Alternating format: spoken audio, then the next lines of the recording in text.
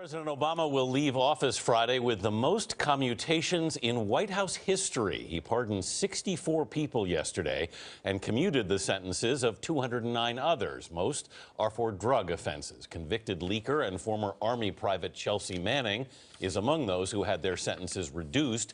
Retired Marine General James E. Cartwright, who lied to the FBI in a leak case involving Iran, was pardoned. Chelsea Manning was due for release in the year 2045. A military judge had sentenced Manning to 35 years in prison for espionage. The former intelligence analyst passed more than 700,000 secret documents to WikiLeaks.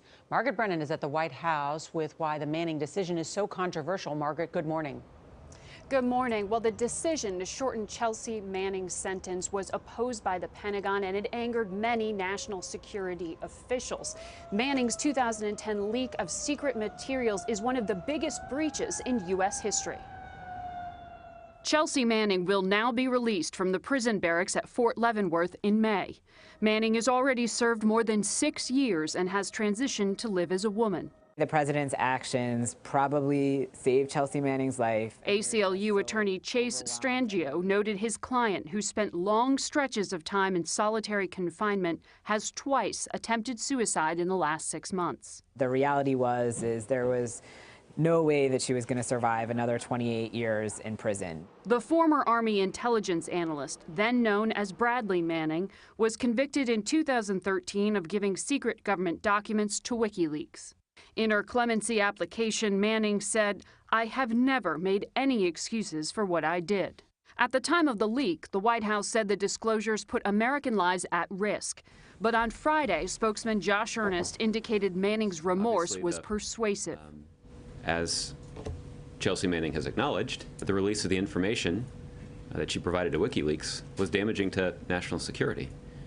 But the disclosures by Edward Snowden were far more serious and far more dangerous. Both considered themselves whistleblowers when they handed over U.S. secrets. But unlike Manning, Edward Snowden evaded U.S. authorities and fled to Russia. Just last week, WikiLeaks founder Julian Assange tweeted that he would turn himself in if President Obama offered Manning clemency. But Tuesday, the White House insisted there was no quid pro quo. House Speaker Paul Ryan called the president's decision outrageous. Senator John McCain called it a grave mistake and said Manning's dishonor will last forever. Meantime, the White House says to expect more commutations. And Gail, just overnight, Russia has decided to extend the residence permit of Edward Snowden, quote, for a couple of years. All right, Margaret, this is an odd question to ask you, but are you standing outside? The picture behind you, it looks surreal. Are you outside? Gail, I am, Gail. I've been joking that this is a metaphor for the week. No one quite knows what's ahead. We can't see very far. The fog is pretty thick here in Washington. Well, it's a very interesting shot. I started thinking about vampires and werewolves for you, but I'm glad that you're okay. Thank you very much, Margaret. Thank you. We'll see you a little bit later on.